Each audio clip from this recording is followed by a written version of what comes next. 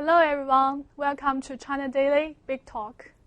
With China's economic development, more and more global investors and companies pay attention to China. But how to invest in Chinese market can be a big problem. Today we invite Dr. Pearse Lyons to our video room. He is the founder and president of Alltech Inc, one of the largest animal nutrition and health company in the world. So, Mr. Lyons, we know that Alltech entered the Chinese market in 1980s, and now its business in China is very large. The revenue in China this year will total $70 million. Mm-hmm. So you must have many successful experiences to share with us. We have many successful experiences, but maybe even more important, we have many enjoyable experiences. I remember when I came to your country, and as you say, it was in the 80s, and in those days it wasn't so easy to come to your country. And in fact, I remember getting my first visa, and I was invited by a man from the university. And so when I arrived in Shanghai on the Tuesday, he was so excited by me coming, he actually was waiting for me for 3 Tuesdays prior to that. I went looking for my first hotel. He was going to his first hotel. He had never been in a hotel. And when I got to the hotel, I had no reservation. And so we had to go from room to room to room. Finally, I found a room. Mm-hmm. But this gave me a wonderful feeling about China. I got to know the people.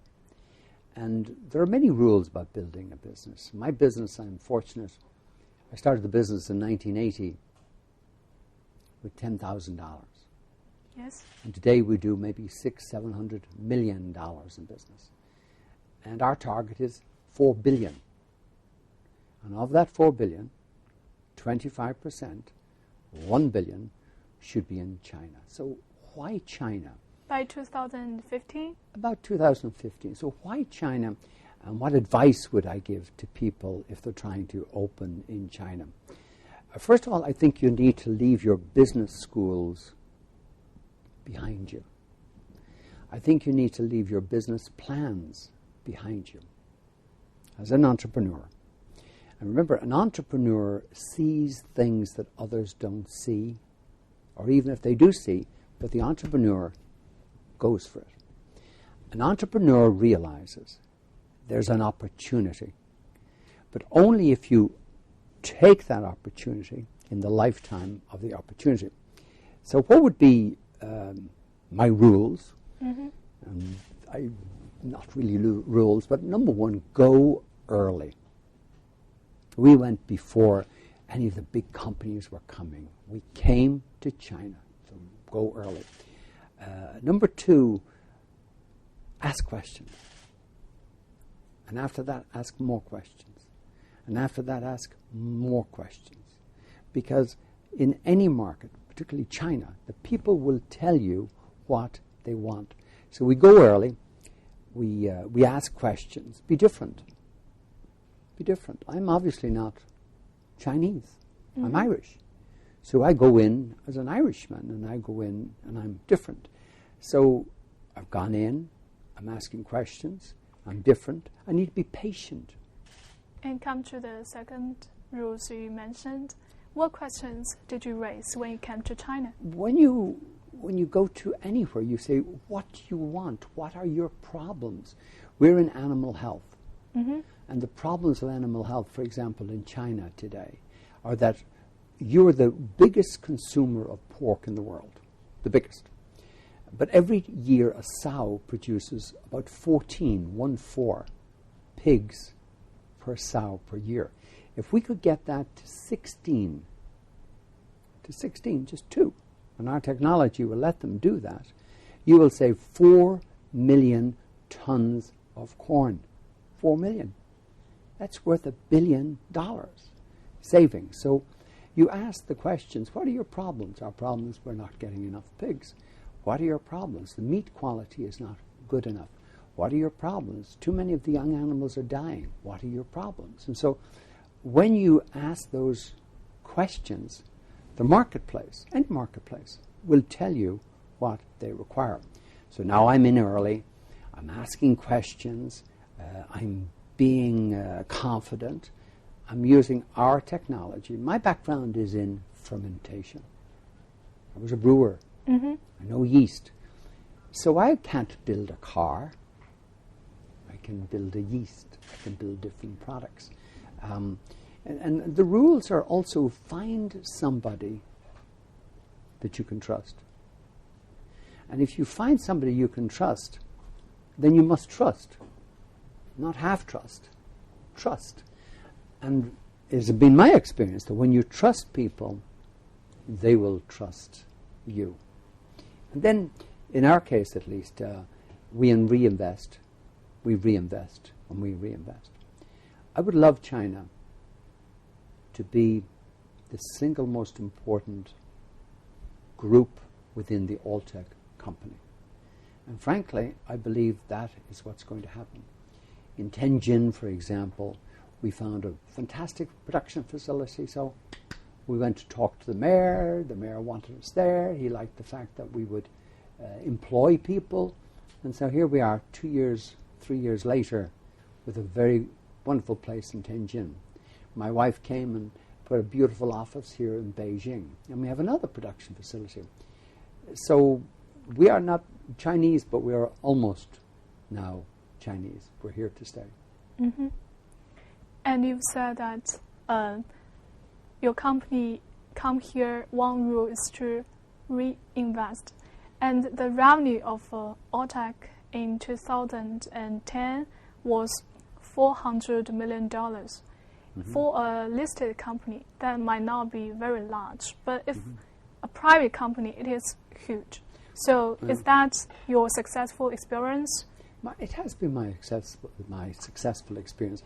We are a private company, and we will not go public because we have a program, and our program we can achieve by staying private. The valuation of the company actually is $2 billion. Today, the valuation of Alltech is $2 billion because of our profitability, because we do $600 million in sales, because we have a target of $4 billion, and because we reinvest, reinvest, and reinvest. Over the next 3 years, we will reinvest $400 million over the next 3 years. And I'll be honest to tell you that I never thought that we would be saying over the next 3 years that we will invest this sort of money. And in China, maybe 20% of our global reinvestment will come to China. That's a very large investment amount. For us, it's very large. For us, it's very significant. And for us, there's one message to that. And the message is, look, we have 1.3 billion people in China. China has had a revolution. And your revolution, your business revolution, actually is the same age as our business revolution. We started our business revolution in 79, 80. You started your business revolution in 79, 80. And in many respects, of course, as we've grown, you've grown. As you've grown, we've grown. So we're almost the same age as you as a, shall I say, as a center for business and we as a business. And we understand always you must go early. And why are we in 120 countries around the world? Because every time we went early. We go before wars. We stay during wars. We go after wars. We go in early. And that's one of the beauties of being a private company. I have one boss, not two. My boss is me. Yes. My boss are my people who believe in what I do. And because of that, we move fast. The only thing that a small company has over the big listed companies, over the big multinationals, is speed.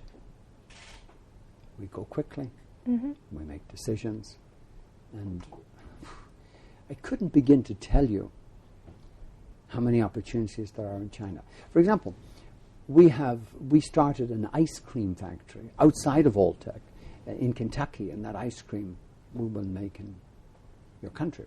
For example, I was a brewer. I was a distiller. I made whiskey. And so now, in fact, on Friday, we will launch a whiskey. And we have a very interesting name to that whiskey. It's my name, Pearse Lyons Reserve. So maybe in the future, people will remember me by my whiskey, as well as they will remember me by my beer, Kentucky Ale. And on Friday, this Friday, in Shanghai, we will launch both of these. But these are secondary to our main business. Our main business is in animal health, but this is part of our marketing. This is what makes us different. This is why we've been coming to your country for, oh my gosh, I suppose over 20 years. And I visited your universities. I visited your production facilities. Sometimes my wife says, I think you should move to China. You seem to like China so much, and maybe she's right. Mm-hmm. So you put forward 5 rules. First, come to see. Come to see. Yes. Ask questions. Be patient. Use your technology. And reinvest.